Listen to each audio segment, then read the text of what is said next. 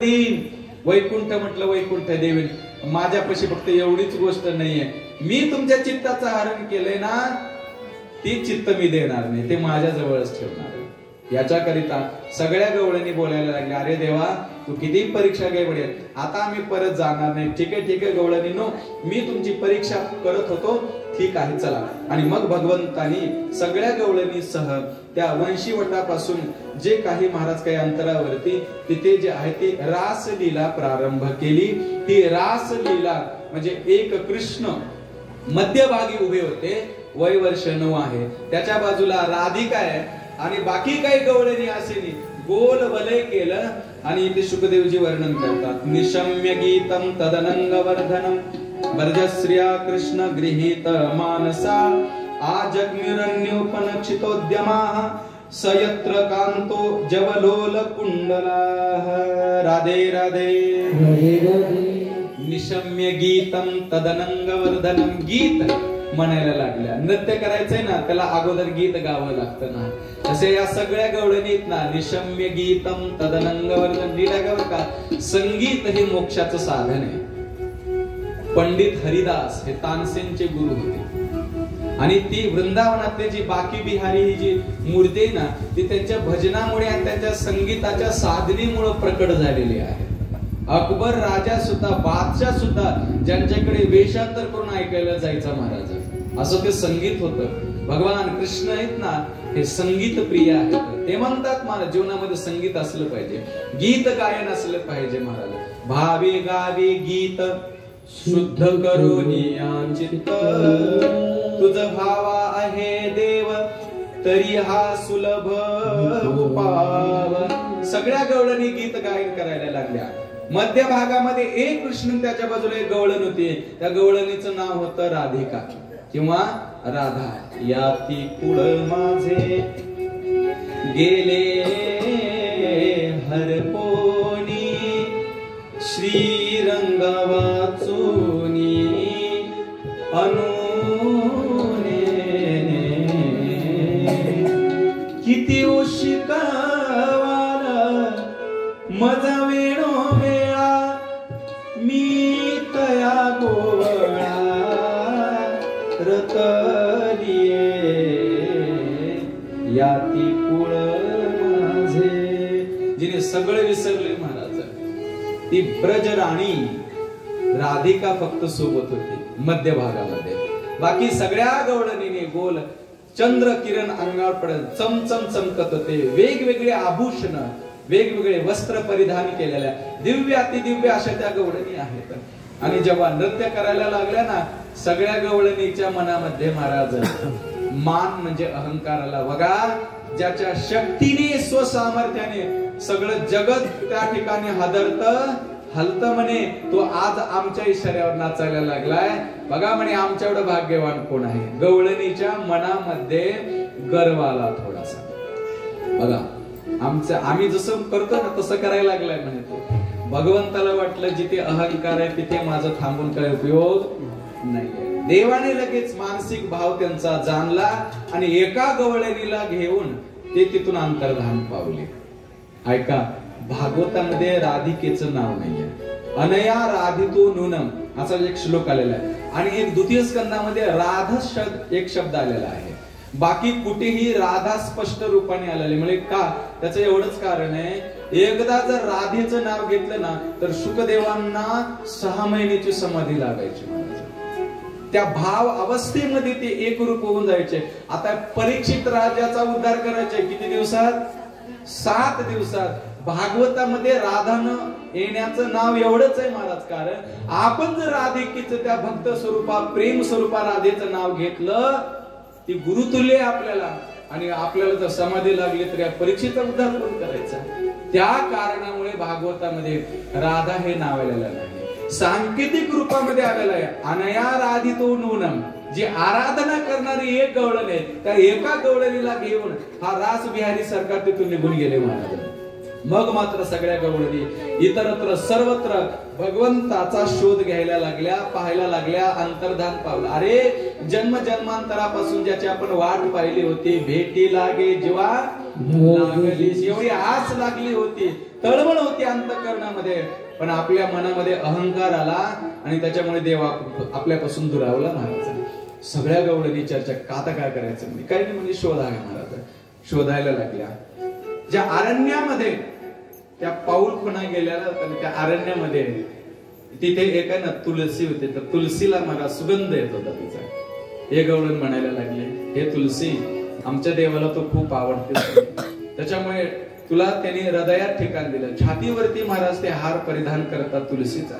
बहु आवडी तुलसी का भगवंताला तुळशी हार गळ्यामध्ये तुळशीचा हार ज्यांनी घातलेला आहे. एवढी तू आवडतीस, एवढी आवडतीस, तुझा एवढा सुगंध आहे. ती वाऱ्याला थोडीशी अशी हलत होती ना, या सगळ्या गवळणी म्हणायला लागल्या, निश्चित म्हणे हिला माहिती आहे याच दिशेने कुठेतरी आपला कृष्ण गेलेला आहे. हे तुलसी तू सांग म्हणे आमचा कृष्ण कुठे आहे. अशी ही भाव विभोर अवस्था झालेल्या त्या तुलसीला विचारायला लागल्या. दुसरी गवळण म्हणायला लागल्या, अगं तुम्ही तिला किती विचारा ती बोलायला तयार होणार नाही. का? कारण बोलून चालून ती आपली सवत आहे म्हणे. एक गवळण म्हणायला लागली, आणि सवती कुठे प्रेम असतं का म्हणे. ही प्रेमातली अवस्था आहे. गवळणी पुढे गेल्या, काही तिथे गेल्याच्या नंतर उंच असणारा एक पिंपळाचा वृक्ष बघितला त्याने. हे पिंपळा तू फार उंच आहेस, या अरण्यामध्ये आमचा कृष्ण आहे ना कुठेतरी हरवलेला आहे, आम्हाला सोडून गेलेला आहे, कोणत्या दिशेला गेलाय तू सांगशील का. त्या पिंपळाला बोलायला लागल्या, तो आमच्या भगवंताची विभूती आहेच ना महाराज. ऊर्ध्व मूल मदशाक मश्वथम प्राहुर छंदंसी यस्य पर्णानि यस्तम वेद सवेद अदश्य ऊर्ध्वम पृष्ठास शाखा. हा जो अध्याय ना 15वा अध्याय, त्याच्यामध्ये अश्वत्थ शब्द आलेला आहे. आणि अश्वत्थ म्हणजे पिंपळ, आणि पिंपळ ही भगवंताची विभूती सांगितलेली आहे. आपल्या भारतीय संस्कृतीमध्ये ज्या भगवंताच्या विभूती सांगितलेल्या, भगवंत म्हणतात मी तर सर्वत्र आहे, पण विशिष्ट रूपाने महाराज मी तिथे आहे, म्हणजे त्याला विभूती योग म्हटलेला आहे. भगवंत म्हणतात माझं वैशिष्ट्य मी तिथे जे आहे ना, मी जे आहे ना तिथे प्रामुख्याने राहतो. पिंपळ आहे ना हा 24 तास ऑक्सिजन देतो. त्याच्यानंतर तुलसी ना हे देखील 24 तास ऑक्सिजन देते महाराज. असे काही वैशिष्ट्य आहेत. काही झाडं जी आहेत ना त्यांना भगवंताचा अंश का म्हटलेला आहे, कारण त्याचं एवढंच आहे महाराज. हे वैज्ञानिक ही त्याच्या मागचं रिझन आहे. त्यामुळे हे पिंपळा तू आमच्या देवाची आहेस ना, तू विभूती सांग म्हणे.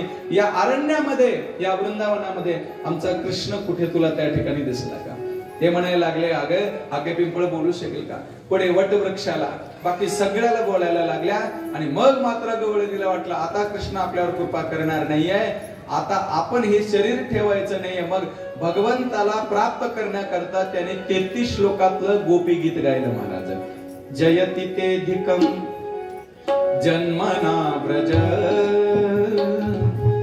दयित दृश्यतां दिक्षुतावकाश वैधृता सवस त्वां विचिंबते.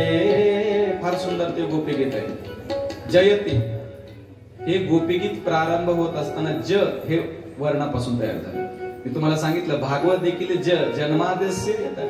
ज जे आहे ना ते दग्ध अक्षर आहे. अक्षराच्या देखील जाती असतात, अक्षराचा देखील स्वभाव असतो बरं का, वाक्यांचा देखील स्वभाव असतो. तसं हे ना त्या तीव्र ताप झालेलं ना दग्ध त्यांच्या अंतःकरणामध्ये ज्वाला पेटले. म्हणून गीत गायन करत असताना हे जे गोपी गीत सुरुवात होत असताना जयती म्हणतात. ज हे अक्षर घेतलं. आता जयती म्हणजे जय जयकार असो. ऐका, अधिकम देवा तुझा अधिकम जन्मना व्रजः, म्हणजे जेव्हापासून तुम्ही या ब्रज मध्ये आलात ना, शाश्वत इंदिरा म्हणजे ज्या ठिकाणी लक्ष्मी शाश्वत रूपाने इथे निवास करण्याकरता आली म्हणे. अरे देवा तू आलास म्हणून एवढी समृद्धी आली जीवनामध्ये, पण ही समृद्धी काय कामाची आहे महाराज. आता दैत्य दृश्यता, या डोळ्याला जर तुम्ही दिसत नसाल तर काय या डोळ्याचा उपयोग आहे. सगळ्या गवळणीत ना सुंदर पद्धतीचं ते गोपी गीत आहे. म्हणजे जर आम्हाला जर अशा पद्धतीचे तुझ्या विरहामध्ये जर मरू द्यायचंय ना, तर आतापर्यंत किती संकट आले महाराज. उतनाबाई आली, माबळ भट आले म्हणे, अनेक आगासूर, बकासूर, तृणावर्त, शक्तासूर हे सगळीच्या सगळ्या ब्रजला सगळ्याला नष्ट करण्याकरताच आले होते ना. त्यावेळेस आमचं संरक्षण तू का केलं म्हणे महाराज. या गवळणी भगवंता त्या गोपी गीतामध्ये हेच सगळ्याच्या सगळं वर्णन केलेलं आहे. महाराज म्हणतात इत्तम भगवतो गोप्यः श्रुत्वा वाच सुपेशाः जहुर्विरह स्थापम तांग गोपचिताशशः. शुकदेव वर्णन करतात की एवढे श्लोक म्हटल्याच्या नंतर भगवंत एका गवळणीला घेऊन गेलेले होता. त्या गवळणीसह भगवान म्हणायला लागले आता जर मी थोडाही जर विलंब जर केला तर ते आपले शरीर सोडतील सगळ्या गवळणी. म्हणून भगवंत जे आहेत ना ती त्या ठिकाणी महाराज तिथे प्रकट झाले आणि मग राधिका जी आहे ती राधिका तिथे आली आणि सर्वांनी जेव्हा भगवंत तिथे प्रकट झालेले पाहिलं, कुणी हात धरायला लागलं, कुणी पाय धरायला लागलं. म्हणजे अरे देवा, एक जरी नजर आमच्यावर टाकली असती ना तर आमच्या अंतःकरणाचा सगळाच अहंकार पळून गेला असता. तो आमच्याकडे न पाहिल्यामुळे थोडासा गर्व आला आणि त्याच्यामुळे तो आमच्यापासून दुरावला गेलास ना. आता आम्ही अहंकाराला थारा देणार नाही. महाराज तुकोबारायाचे एक वाक्य आहे, अहंकार गेला तो का म्हणे देव झाला. ज्याच्या जीवनातला अहंकार जातो तो देवरूप होतो. तसं म्हणे देवा आता आमच्या अंतःकरणामध्ये मान त्या ठिकाणी येणार नाहीये. आता ऐका, पहिली होती ती रासलीला होती, आता महारासलीला प्रारंभ झाली. मध्य भागामध्ये आलेला चंद्र आहे. आता रात्रीचे 12 वाजलेले आहेत आणि त्याच समयी चंद्र स्थिरावलेला आहे. सगळ्या गवळणी आता भगवंतानी महारास लीलेमध्ये अनंत हे नाम ज्या त्याचा अनंत अवतार घेऊ शकतो. एक गवळण एक कृष्ण, एक गवळण एक कृष्ण, ही महारास लीला सगळ्याला त्या ठिकाणी महाराज नृत्य करायला लागले. आता ते नृत्य आणि गीत गायन करायला लागले ना. सुंदर अति सुंदर, पण कुणालाच तिथे प्रवेश नव्हता. फक्त जेवढ्या गवळणीत ना गवळणीलाच तिथे अधिकार होता.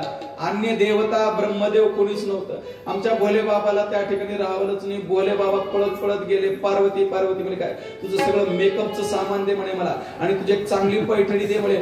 सगळं सगळं म्हणाले. तिने म्हणे कशाला म्हणे, माता सांगायला वेळ नाही, ते दे म्हणे आपल्याला. भगवान भोले बाबाने महाराज सगळ्याचा सगळा सोहळा शृंगार केला आणि साडी घातली आणि साडी घालून जे आहे ना चेहरा झाकला, दिसायलाच गौर वर्णाचे आहेत आणि महाराज आता साडी घातलेले मग साडी घालून गवळण म्हणून प्रवेश केला महाराज. तेव्हापासून भगवान भोले बाबाचं एक नाव पडलं गोपेश्वर. कारण भगवान शिवशंकर हे गोपी भावात आले म्हणून त्यांचं नाव गोपेश्वर असं पडलं. आणि जेव्हा त्या आविर्भावामध्ये भोले बाबा त्या महारास लीलेमध्ये प्रवेश करतात, इतका आनंद झाला या त्रिभुवनामध्ये. म्हणजे एकटा मीच आहे जिथे मला महारास लीलेमध्ये प्रवेश मिळाला. आणि त्या आनंदामध्ये मोठ्या मोठ्याने महाराज उड्या मारायला लागले, नाचायला लागले.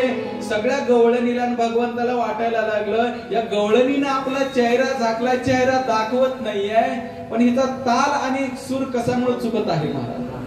बघा तुम्ही कधी कधी आता आमच्या माता मागल्या पावल्या खेळत असताना हरिपाठामध्ये याच्यामध्ये एखादीच्या पावल्या जर मागं पुढे जर व्हायला लागले ना, ते बसलेले ते जे त्यांचं येते ना त्यांच्याकडे बघत नाही, चुकले ना त्यांच्याकडे लक्ष जातं. चुकायला लागले म्हणतात तिकडे. तसंच आहे हे आमचा थोडासा ताल आणि सूर चुकत आहे. म्हणून भगवान जे आहेत ना भोले बाबा त्यांनी त्या ठिकाणी चेहरा झाकलेला आहे. भगवंताला कळालं महाराज. भगवंत जवळ गेले आणि तो जो पदर झाकलेला होता चेहऱ्यावरचा असा वरती केला. म्हणजे भोले बाबा कब आहे म्हणजे देवा मला कळलं असं करमतच नव्हतं म्हणे. त्याच्याकरता म्हणजे मी पार्वतीची सगळीच्या सगळी सामग्री घेऊन आलो आणि त्या गोपी भावामध्ये मी आलो. ठीक आहे, आता मला सांगा, ज्या ठिकाणी भगवान शिवशंकर ज्या रासलीलेमध्ये नृत्य करण्याकरिता सहभाग ज्यांनी घेतलेला आहे तिथे कामाचा प्रादुर्भाव कसं होईल मला? काम विकार तिथे कसं येईल? या कामाने आतापर्यंत अनेकाला हरवलेला आहे. हा कामदेव गेला होता भगवंताला हरवण्याकरता. म्हणे मी तुम्हाला हरवणार, म्हणजे महारास लीलेमध्ये हरवून दाखव म्हणे. थोडाही विकार जर आला तर म्हणे मी तुझा मुलगा होतो आणि मी जर जिंकलो ना तर तुला त्या ठिकाणी माझा मुलगा व्हावा लागेल. कामाने पैज लावलेली होती. नीट आहे का बरं का? धर्मा विरुद्धो भूतेषु कामोस्मी भरतर्षभ.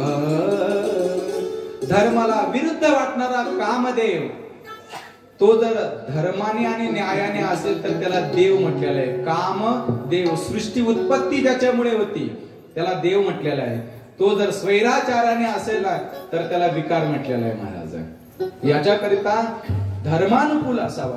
तसं याने खूप प्रयत्न केला, काम बाण सोडले म्हणे, तरी सुद्धा महाराज त्या ठिकाणी भगवंतावर तीळ मात्रही प्रभाव झालेला नाहीये. आणि मग त्या ठिकाणी सर्वजण ते राधा नाचे, कृष्ण नाचे, नाचे गोपी संग. सगळीच्या सगळी ही सृष्टी जी आहे अत्यंत सुंदर, अति सुंदर त्या ठिकाणचं वातावरण आहे आणि आनंदमय नृत्य आणि गायन सर्वांचं त्या चालू आहे. महारास लीला महाराज तिथे चालू होते. रासर चोरे रासर चोरे कान्हा के कान्हा रासर चोरे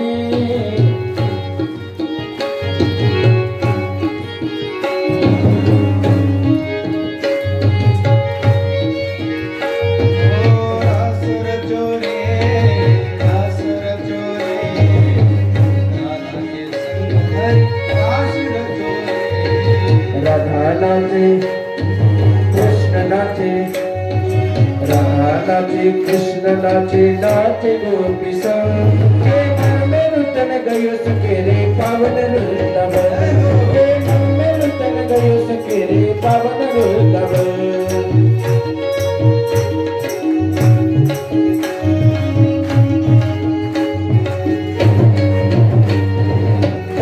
नाचे यमुना नाचे नाचे नाचे यमुना नाचे नाचे तारा हे मन में रुतन गयो सकेरे पावन वृंदावन. रासर चोरे कान्हा के संतान रासर चोरे रासर चोरे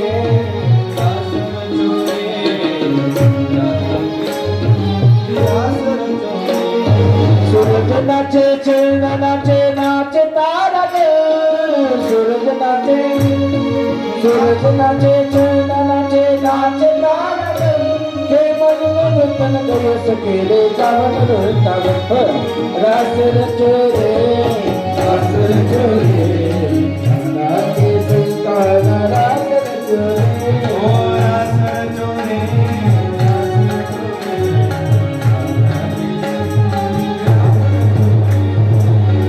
नाचे यमुना नाचे नाचे तारा नाचे यमुना नाचे नाचे तारा के मन में रुतन गयो सकेरे पावन वृंदावन. रासर चोरे रासर चोरे रासर चोरे रासर चोरे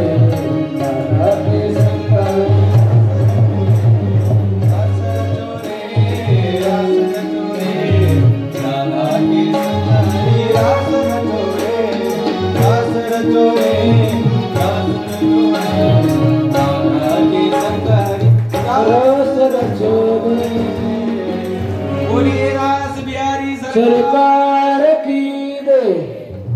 फार सुंदर ही रासलीला आहे. रास पंचदय भगवान शुकदेव परीक्षित राजांना या ठिकाणी सांगतात आणि मग मात्र सगळ्या गवळणी ज्या आहेत ना त्या आपापल्या घराकडे इकडे परत आल्या. पण भगवंताची योग माया होती.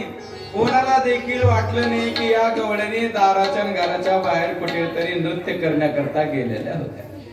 इथे थोडासा प्रश्न विचारला परीक्षित आणि शुकदेवानी थोडस रागावले. शुकदेव दोन ठिकाणी रागावलेले परीक्षित होते. पहिले जे आहे ते सप्तमस्कंदामध्ये आणि दुसरे जे आहे ते इथे. धर्माची संस्थापना करण्याकरता आलेला याने अधर्म कस काय केला म्हणे. इतर स्त्रियांसोबत नृत्य करणं जे आहे तो अधर्म आहे. त्यावेळेस महाराज भगवंतां त्या ठिकाणी हे जे शुकदेव जे आहेत ना ते म्हणतात अरे राजन हा कृष्ण म्हणून नाही हा परमात्मा म्हणून त्यांना शरण आलेले. हा कोणी पुरुष नाही. अन्य पुरुष जर इतर स्त्रिया सोबत जर नृत्य करत असेल तर तो अधर्म होईल. पण हा कोणी पुरुष नाहीये. हा कोण पुरुष आहे नीट ऐका. पुरीषु म्हणजे हे शरीरेषु शयते इति पुरुषः. या शरीरामध्ये जो राहतो ना त्यालाच ही पुरुष असं म्हणतात. तो शयन करतोय महाराज म्हणून आपण जिवंत होतो. म्हणजे याच्याकरता पुरुष शब्दाचा अर्थ जो आहे तो वेगवेगळा त्या ठिकाणी होतो. अर्थ एवढाच आहे हा परमात्मा म्हणून त्यांना शरण आल्या होत्या. भयात्मक भक्ती, कामात्मक भक्ती, वैरात्मक भक्ती, सख्यात्मक भक्ती हे सगळेचे सगळे भक्तीचे प्रकार आहेत. यांनी या भक्ती करणाऱ्या सगळ्या गवळणी त्यामुळे तिथे आलेल्या होत्या. म्हणून महाराज या ठिकाणी रास पंचायत हत्ती जे करू शकतो ते महाराज सामान्य जीवाला करता येत नाही. हाती एखाद्या झाडाला मुळासकट उकरून बाजूला टाकू शकतो. जे हातीला जमतं ते माणसाला जमल का? जीव तो जीव आहे आणि परमात्मा तो परमात्मा आहे महाराज. ते त्याला जमू शकतं, ते आपल्याला जमू शकत नाही. तो समर्थ आहे म्हणून तो सर्व करू शकतो. म्हणून इथे जे आहे एक कथा सांगितली. आता भगवंताने अरिष्टासुराचा उद्धार केला. तदनंतर जे आहे भगवंत 12 वर्षाचे झाले आणि आता कंसाला तिथे खबर मिळाली देवर्षी नारदजीच्या द्वारा, अरे कंस तुझा वैरी ना, तो नंदबाबाच्या वाड्यात राहतो म्हणे, तो तुझा खरा काळ आहे. आतापर्यंत सगळे अंदाजेच चालू होतं सगळं. जो गेला असुर तो परत आला नाही. मग इथे जे आहेत ना, डायरेक्ट खबर मिळाल्यामुळे ना कंसाने विचार केला, ज्याला पाठवलं तो परत आला नाही, आता त्यालाच आपल्याकडे आणायचं म्हणे. याच्या करता षडयंत्र त्याने रचलं. मोठी यात्रा ठेवली आणि त्या यात्रेमध्ये धनुर्यज्ञ, त्या यज्ञामध्ये महाराज त्यांनी सगळ्याला निमंत्रण दिले. नंद बाबाला निमंत्रण देण्याकरिता आणि भगवंतालाही ते मथुरेमध्ये आणण्याकरिता त्याने एका अक्रूर नावाचा जो भगवत भक्त आहे त्याची निवड केली. महाराज अक्रूराकडे गेला. राज आदेश होता आणि सांगितलं, या अक्रूरा म्हणे जा आणि हे जे काही संदेश आहे ना तो संदेश दे नंदाला आणि त्याच्या सगळ्या त्या मुलांना सगळ्या गवळ्यांना घेऊन ये. आणि त्यावेळेस मग महाराज अक्रूरजीला रात्रभर झोप आली म्हणे. का? कारण सकाळी पर्यंत ते जागीच होते. भगवंताचं काही बरं वाईट झालं तर सगळी आपली निंदा करतील. काय करायला पाहिजे अक्रूरजीला? पण दुसरा आनंद आहे, भेट होईल, आपल्याला दर्शन होईल, बोलतील. अशा प्रकारे अक्रूरजी सकाळी रथ घेऊन सकाळी निघालेले. सायंकाळी आता मथुरेपासून वृंदावन आहे किती महाराज? 15 किलोमीटर ते 14 किलोमीटर आहे. आणि तेवढ्याच अंतराकरता सकाळी निघालेले सायंकाळी कशामुळे आले? कारण वाटेने त्या परिसरात येत असताना भगवंताच्या कथा ऐकत ऐकत लीला पाहत येत होते महाराज. सायंकाळी आले. नंद बाबाला सांगितलं की तुम्हाला कंसाने तुमची आठवण काढली आणि हे निमंत्रण दिलंय तुम्हाला. मला सांगा, एखाद्या आमदाराला जर मुख्यमंत्र्यांनी बोलवलं तर आमदाराला महाराज किती वाटतं की माझं मुख्यमंत्र्यांनी मला निमंत्रण दिलेलं आहे. गावातल्या एखाद्या सरपंचाला निमंत्रण आलं मुख्यमंत्र्याचं, कसं नंद बाबा कंसाने माझं नाव घेतलं का म्हणे. तो त्यावेळेस म्हणे ठीक आहे म्हणे, आपल्याला जायचं आहे. सायंकाळची वेळ आहे, सूर्य मावळतीला जात होता. भगवंत गायी घेऊन जेव्हा आले, तात सौम्यगतः कृष्ण, इथं वर्णन केलेलं आहे. तात सौम्यगतः कच्चित स्वागतम भद्रमस्तु.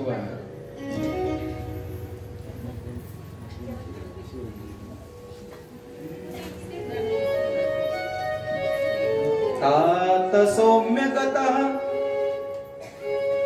स्वागतम भद्रमस्तु वः अपि स्वज्ञाति बंधूना मनमेव मनामयम्. हे तात म्हणून भगवंताने हाक मारला. आश्चर्य वाटलं अक्रूराला. भगवंताने माझं नाव घेतलं म्हणे महाराज.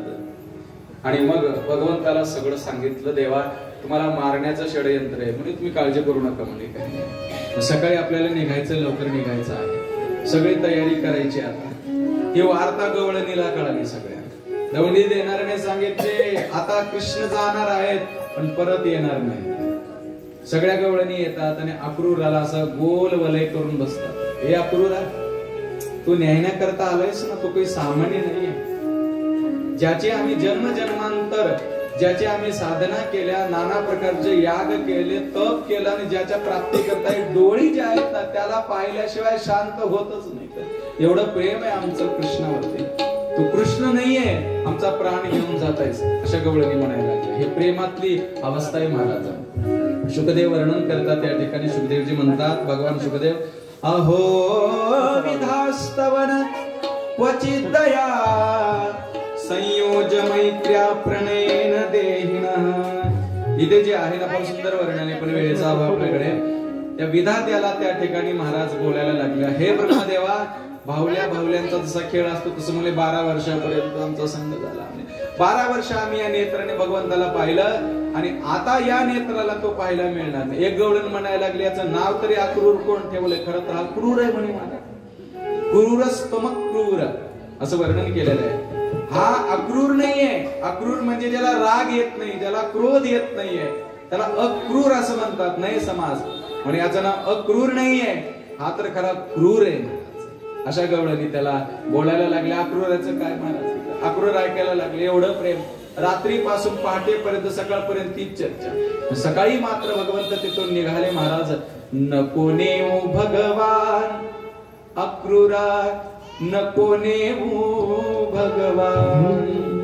नाही का, फार सुंदर सुंदर पद आहेत, पण आपल्याकडे वेळेचा अभाव आहे. महाराज या नंदाच्या अंगणी मिळाल्या गवळणी, सगळ्या गवळणी एकत्रित येऊन अक्रूराला बोलायला लागल्या. भगवंत आहेत ना, पहाटे ब्रह्ममुहूर्तावरती स्नान संध्या आदी त्यांचे संपन्न झाल्याच्या नंतर सूर्य उदय होत होता आणि गेले एका गवळणीकडे, ज्या गवळणीने सांभाळ केला होता तिचं नाव यशोदा. ऐका बरं का, यशम ददाती ती यशोदा. हा जे यशाला दान देते तिचं नाव यशोदा आहे महाराज. हा यशरूप असणारा परमात्मा आहे. आणि मग जवळ जातात आणि म्हणायला लागले, मैया मैं अब जाने वाला हूं. ठीक आहे लाला, तू जा म्हणे, आणि यात्रा त्या ठिकाणी समाप्त झाली, परत ये म्हणे. नाही म्हणे, मला जायचंय पण आता परत यायचं नाहीये, कारण मी जर त्या ठिकाणी आलो तर पुन्हा या वृंदावनाच्या बाहेर मला जाता येणार नाही. आणि जे कार्य करण्याकरता मी आलोय ना, ते कार्य जिथल्या तिथे थांबेल. हे जे असुर दुष्ट लोक वाढलेले त्यांचा संहार करायचा आहे आणि मी आता जाणार आहे. यशोदा मैयेला भगवान म्हणतात, एकदा तुझ्या हाताचं जे नवनीत आहे, माखण आहे ना, ते मला खायचं आहे.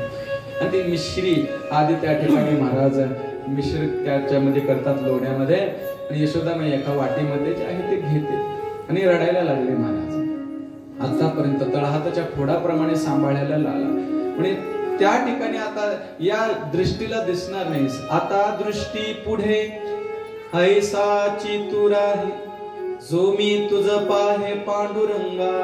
ही खऱ्या भक्ताची अवस्था असते. तू या नजरेच्या पुढेच असावं असं वाटतं. म्हणजे कृष्णा, अरे आतापर्यंत अनेक संकट आले, मला म्हणायच्या काही म्हणजे स्त्रिया म्हणजे हा कृष्ण तुझा नवा, तो देवकीचा आहे म्हणे, पण मला त्याच्यावर विश्वासच बसायचा नाही म्हणे, हा माझाच आहे मला वाटायचं म्हणे. अशी चर्चा करायची. त्यावेळेस मग भगवंत म्हणतात, तिने जन्म जरी दिला असला ना, तर सांभाळ करणारी ती जी दाई असते, जी माता आहे ना, ती सुद्धा आईच असते महाराज. तू सांभाळ केलाय मला, म्हणून माझी तू आईच आहेस. सांग म्हणजे काय इच्छा आहे तुझी, काय देऊ तुला. या जगाला मी निर्माण केलेलं आहे, ते जे पाहिजे ते तुला मी त्या ठिकाणी वरदान देतो. भगवान असं बोलतात.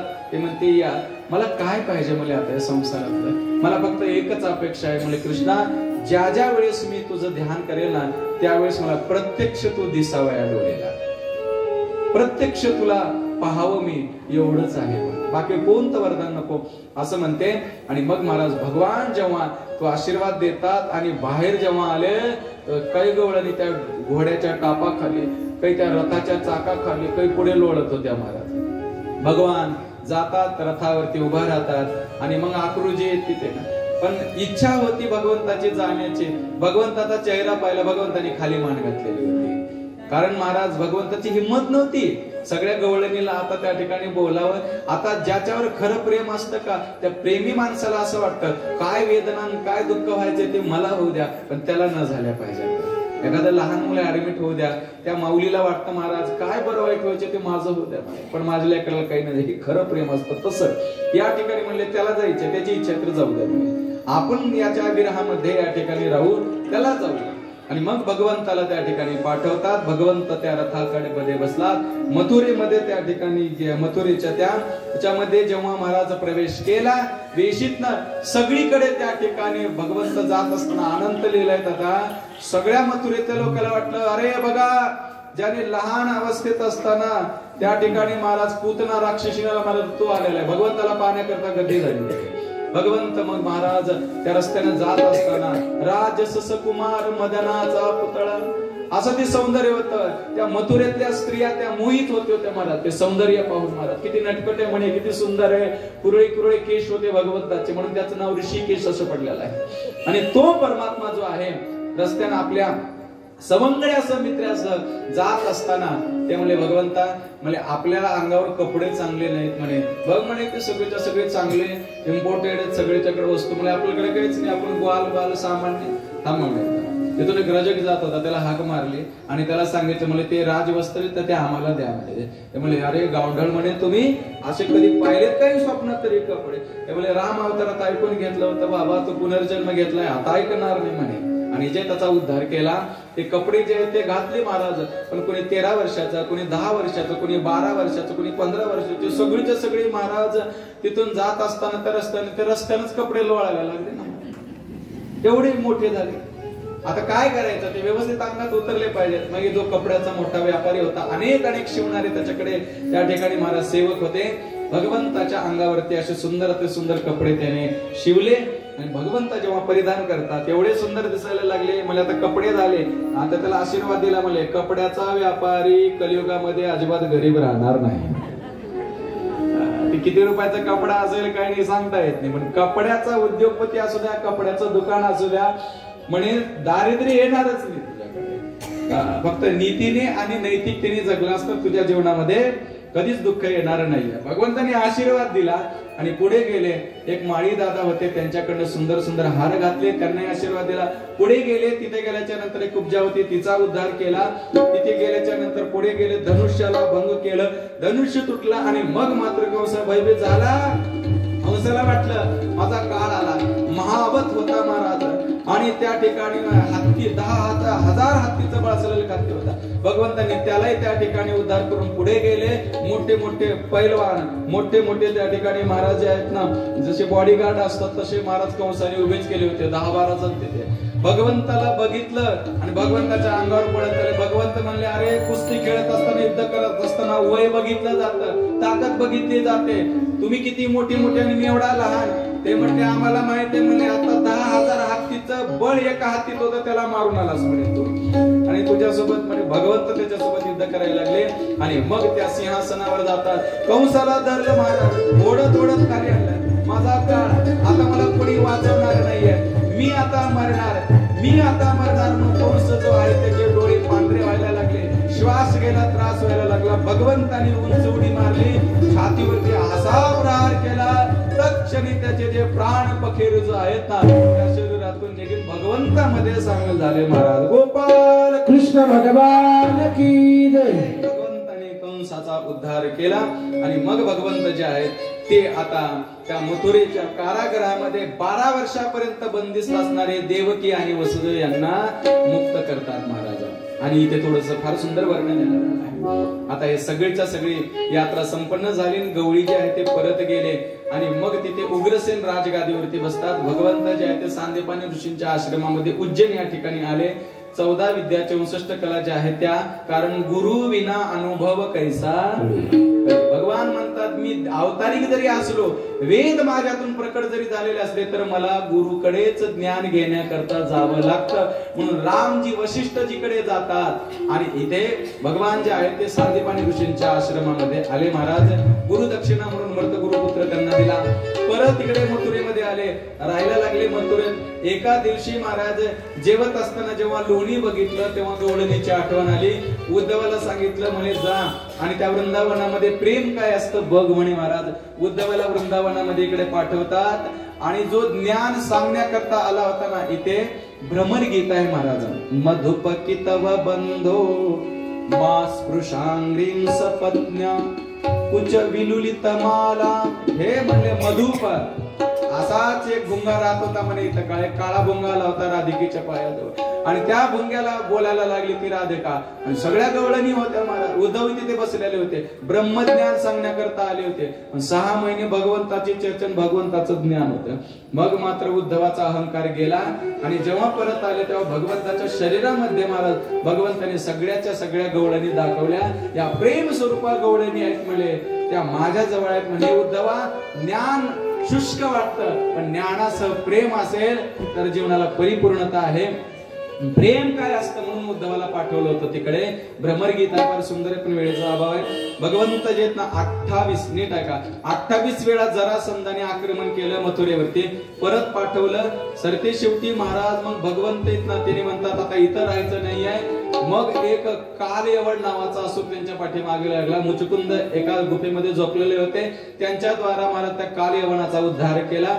भगवंताने सांगितलं आता मथुरेत न राहता सगळे यदुवंश सर्व परिवार भगवंताने सगळी ती राजधानी सोडून भगवान इकडे द्वारिकेमध्ये आले आणि ती द्वारिका स्थापन केली विश्वकर्म्याच्या द्वारा. आणि त्या द्वारिकेमध्ये भगवंताच्या ज्येष्ठ भ्राता म्हणजे बलदावजीचा पहिला विवाह संपन्न झाला. देवर्षी नारदजी जायचे देवाला म्हणायचे देवा लग्न करायचे का नाही. नारदजी आता तुम्ही भ्रमण करता फिरता इकडे तिकडे सांगा म्हणे कुठे आहे का देवा. तुला अनुरूप अशी असणारी एकच आहे लक्ष्मी स्वरूपात तिचं नाव रुक्मिणी आणि ती विदर्भ देशामध्ये सध्या ती प्रकट झालेली आहे. त्याकरिता देवा माझी शिष्य आहे ते मी तिला जाऊन तुझ्या सगळ्या कथा रोज सांगत असतो आणि तिचंही मन जे आकृष्ट झालेलं आहे तुझ्याकडे. म्हणून देवा तू काही काळजी करू नकोस म्हणे. आता झाला असा ऐका या विदर्भ देशातला हा जो राजा जो आहे भीष्मक त्यांचं नाव आणि भीष्मकांचा जो ज्येष्ठ मुलगा आहे त्याचं नाव होतं महाराज रुक्मी. आणि या रुक्मीने आमच्या या रुक्मिणी मातेचा विवाह शिशुपाला सोबत ठरवला. आणि ठरवल्याच्या नंतर रुक्मिणी मातेनं विचार केला आता मी वरण करेन किंवा मी विवाह करेन तर फक्त आणि फक्त द्वारकाधीश यांच्या सोबत एका ब्राह्मण देवतेला बोलवलं. बोले लवकरात लवकर म्हणे काय आहे हे 7 श्लोक आहेत त्याच्यामध्ये. ते भाव याला सप्तपदीच असं म्हणतात. आणि त्याच्यामध्ये तिने भाव लिहिलेला आहे ऐसे वर को क्या वरू. ते म्हणते अशा वरासोबत मी कसं त्या ठिकाणी लग्न करू म्हणे मला. ऐसे वर को क्या वरू जो जन्मे और मर जाए वरी गिरिधर लाल को जो चिड़ियो अमर हो जाए. आणि मग त्याच्यामध्ये तिने पत्रात लिहिलेलं आहे महाराज मोहे अपनी दुल्हन बना दे शाम तेरी दिवाली हुई मैं. घेऊन या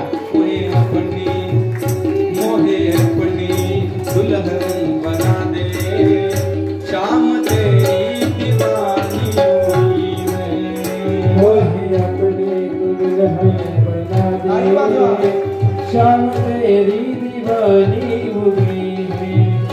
मोहे अपनी दुल्हन बना दे शाम तेरी दीवानी हुई मैं. हो दीवानी दीवानी दीवाने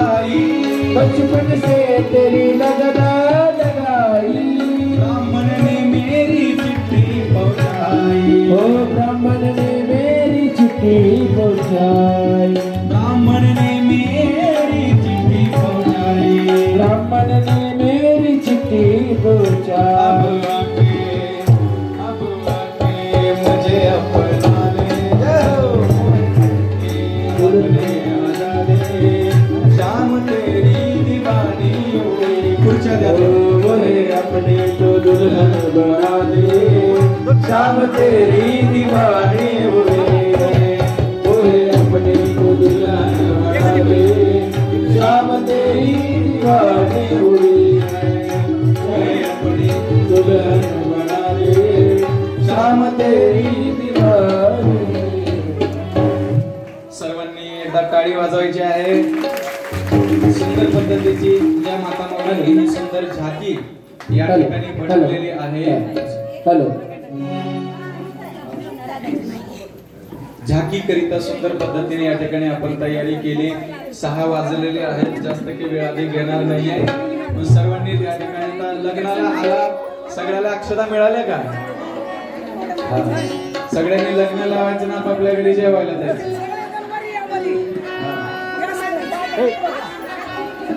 या ठिकाणी अक्षता सर्वांना मिळालेल्या आहेत।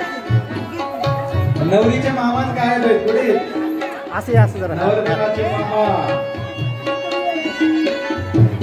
हे धर इकडे हे धर हे धर फटकन धर कॅमेरा धर असं दोन्ही उचल धर उचल होय हो हे उचला हे वडा धर धर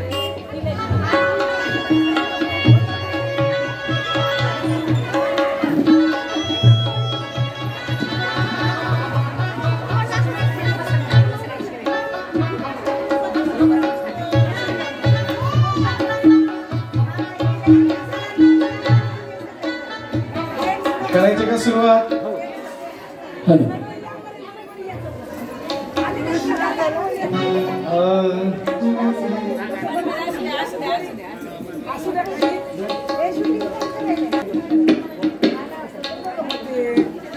चला आली का सगळे करायचे का सर्व?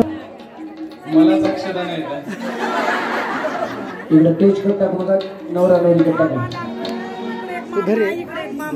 व्हिडिओ वक्रतुंड महाकाय सूर्यकोटि समप्रभ निर्विघ्नं कुरु मे देवे सर्वकार्येषु सर्वदा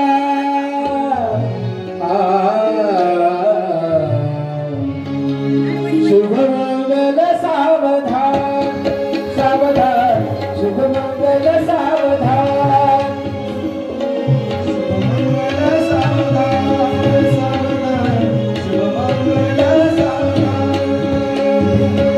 अभिमंत्रितः सत्य साधतो अभिमंत्रितः सत्य साधतो मूर्तमंगल महान महान मूर्तमंगल महान महान शुभमंगल सावधान सावधान शुभमंगल सावधान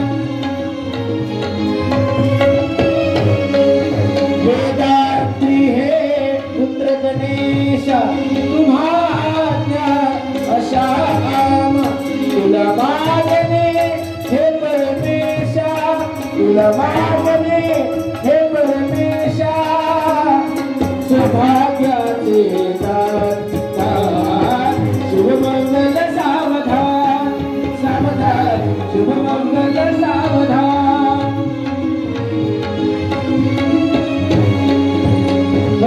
पुत्र लाडके नंद राजाचे पुत्र लाडके नंद राजाचे यशोदामाईच्या हितदिवीचे यशोदामाईच्या हितदिवीचे यादवयाच्या हितदिवीचे यादवयाच्या हितदिवीचे वंशवे नाही अशीच वाण वंशवे नाही अशीच वाण जगवितीचे समान समान शुभमंगल सावधान शुभमंगल सावधान सावधान शुभमंगल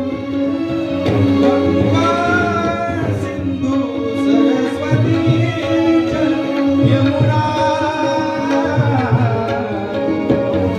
गोदावरी नर्मदा कावेरी शरयू महेंद्र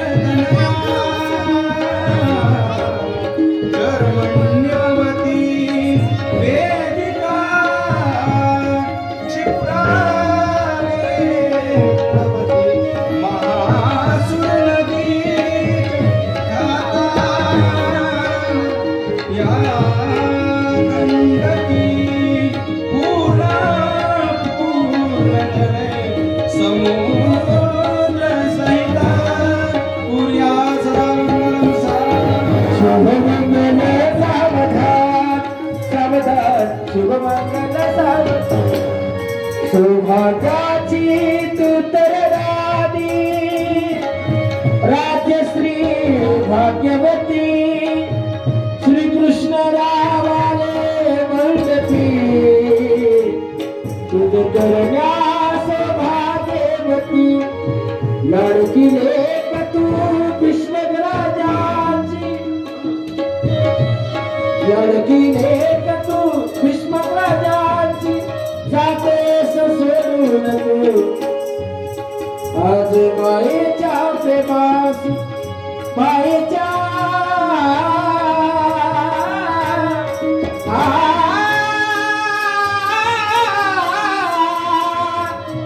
मायेच्या प्रेमासी तुलन प्रसंगी दोन दिवाचे अभ्र प्रसंगी दोन दिवाचे जमले आज भक्त बांधव शिवमंगल सावधान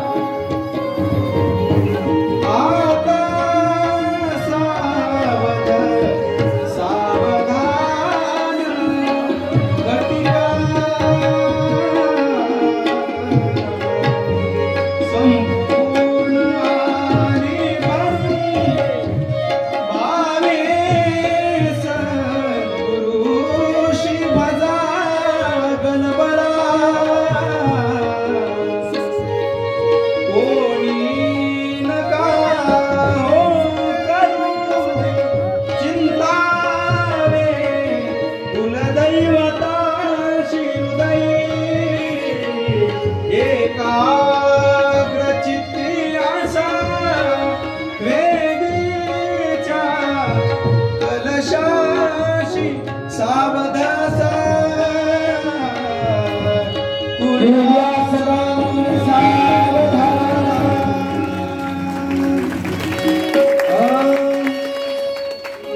सर्वांनी आता त्या ठिकाणी माणूस आनंद घ्यायचा आहे.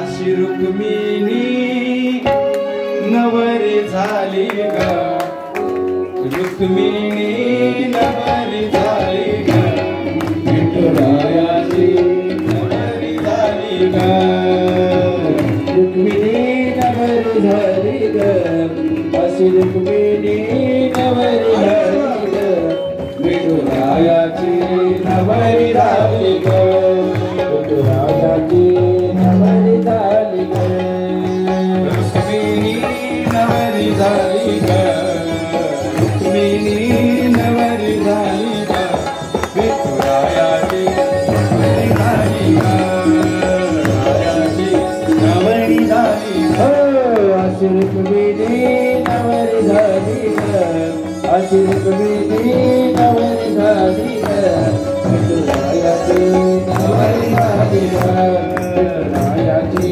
नवरी झाली ग पंढरपुरात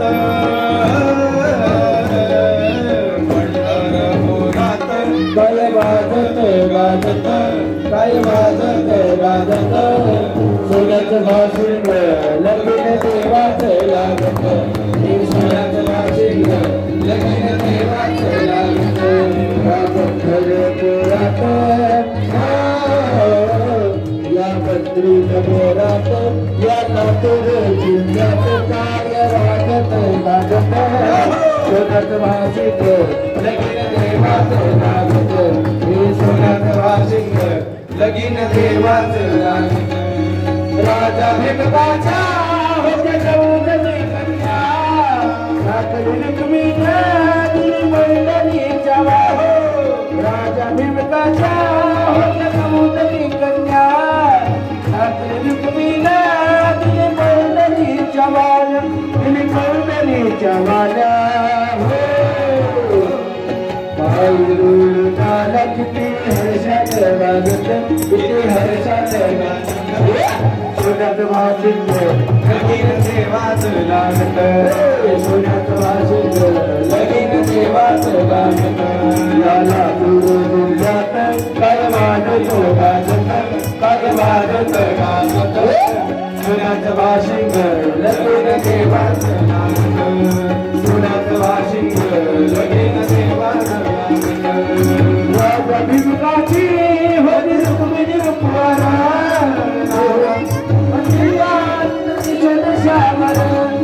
राजा भीमकाची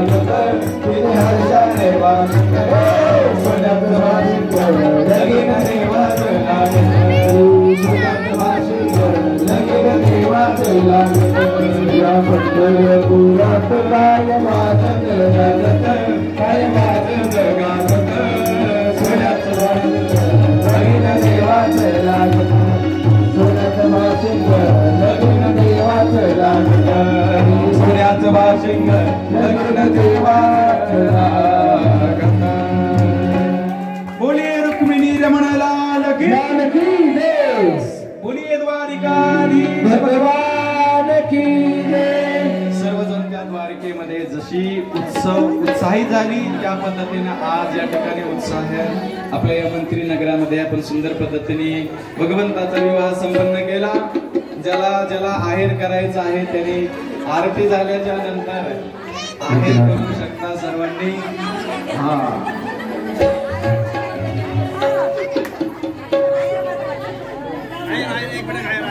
आहे रकर बाहेरवाले आले तुमचं काय नाव?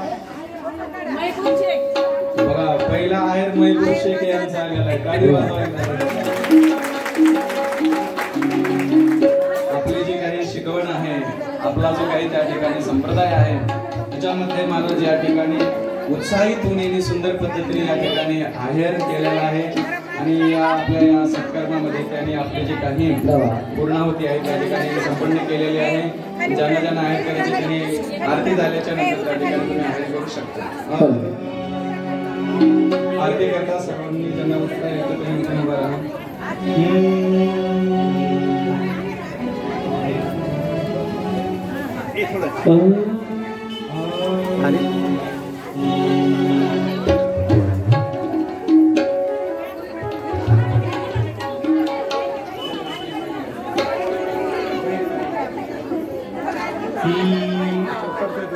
जय हो जय श्री भागवता आरती करो तुझ भगवंता आरती करो तुझ भगवंता श्री शुकमुनीने परम भक्तीने नाना परीने गाइए हरि चरिता आरती करो तुझ भगवंता आरती करो तुझ भगवंता वेद करोचे मधुर पर स्वादुर से देवज्वल आत्माराम मुनी सकळ सेवनी झाले जन सुफल ओ महापरवणी आली आवणी गीत पारणी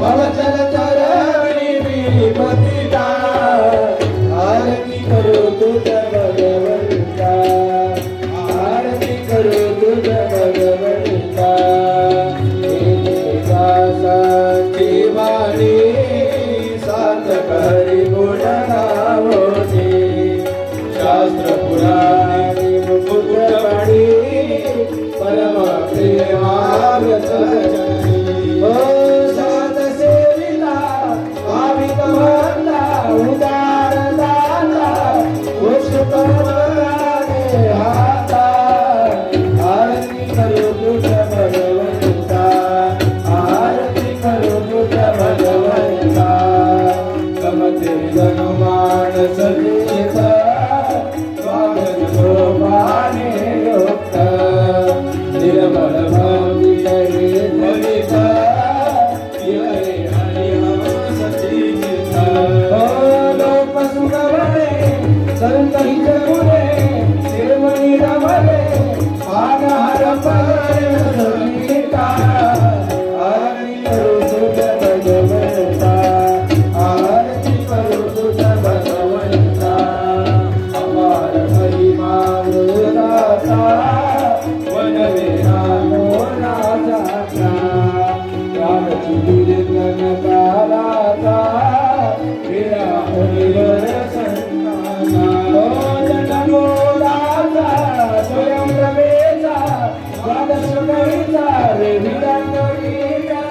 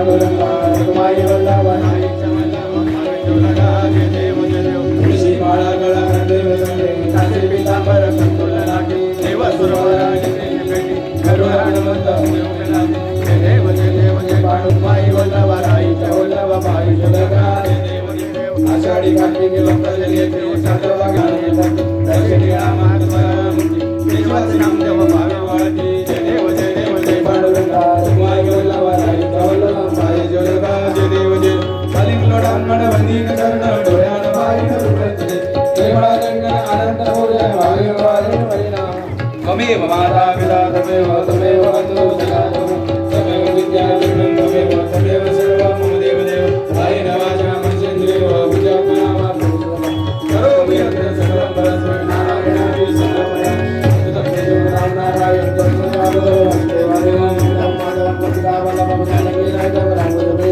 हरे राम राम राम हरे हरे हरे कृष्ण कृष्ण कृष्ण हरे हरे हरे राम राम हरे बोलिए रुक्मिणी रमणलाल लाल की जय बोलिए द्वारकाधीश भगवान भगवान की जय सर्वांनी त्या ठिकाणी महाराज सुंदर पद्धतीने आपला हा उत्सव चालू आहे. उद्या आपल्या कथेचा अंतिम दिवस आहे. सर्व काही त्या ठिकाणी उद्याच्या सूचना जी आहे उद्या आपल्या कथाची सांगता आहे. उद्या त्या ठिकाणी तुम्ही जे आहे आपल्याला फार सुंदर पद्धतीतल्या द्वारकेतल्या ज्या लीला आहेत त्या आता उद्या आपल्याला श्रवण करायचे आहेत महाराज.